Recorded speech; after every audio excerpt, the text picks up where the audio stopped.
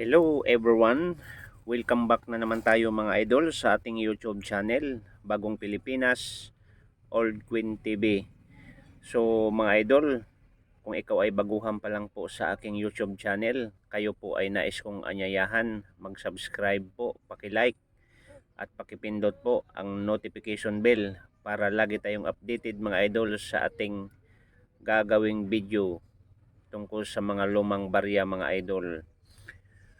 So mga idol, ang ating pag-usapan ngayon o topic tungkol sa 50 centavos 1993.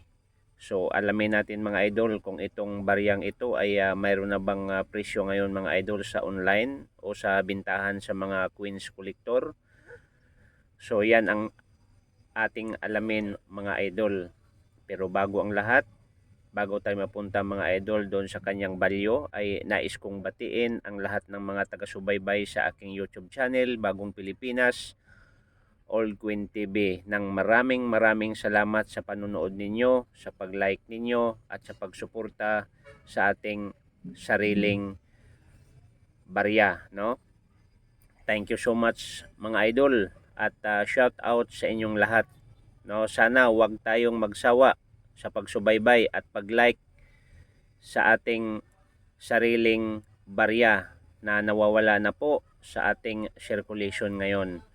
So mga idol, itong baryang ito ay sabi ko nga kanina, ito yung 50 centavos mga idol na pinaliit, no? Ito yung pinakamaliit mga idol na 50 centavos na ginawa nung 1993. Ayan po.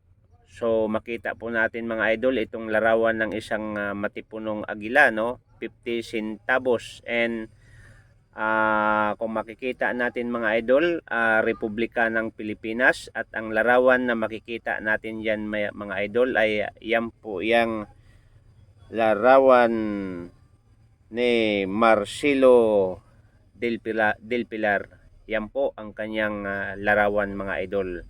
At sariwain natin mga idol ang ating mga lumang barya na wala na sa circulation po at wala na rin pong mabibili sa halagang 50 centavos sa ngayon.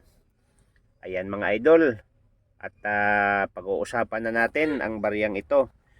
Okay, so ang baryang ito mga idol ay 50 centimo 1993 Queens, no? So Eagle Bird Reduce, no? Ibig sabihin mga idol, ang baryang ito ay pinaliitan ng Bangko Sentral ng Pilipinas, no? And country Philippines, ang mukha na makalagay dito mga idol, ang nandiyan po si Marcelo Del Pilar. Period Republic of the Philippines 1967 hanggang 1994 ito, at umiikot sa ating circulation mga idol.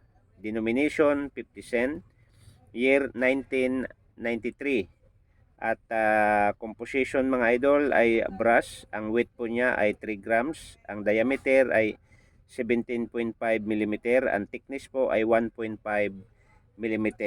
Okay, ang tanong mga idol, itong barya na to sa totoong presyo, ito po ngayon sa mga online, ito po nabibili ng $7 o $10 mga idol.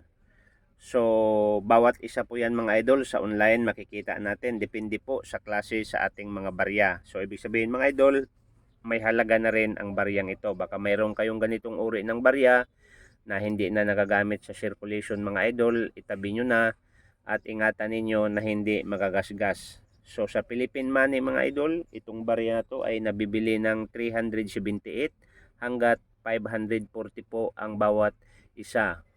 Depende rin po yan sa kondisyon ng inyong mga barya. So ayan mga idol, sana suportahan ninyo ang ating sariling barya na nawawala na po sa ating circulation ngayon. So sana mga idol, huwag tayong magsawa sa pagsubaybay sa aking YouTube channel, Bagong Pilipinas, Old Queen TV. At sana makakuha tayo ng ideya, no, na ang baryang ito na nawawala na po at tinatapon na ng mga anak natin ay darating ang araw ay tumataas po ang kanyang halaga. So maraming salamat sa walang sawa sa pagsuporta sa ating YouTube channel, God bless mga idol and see you the next video.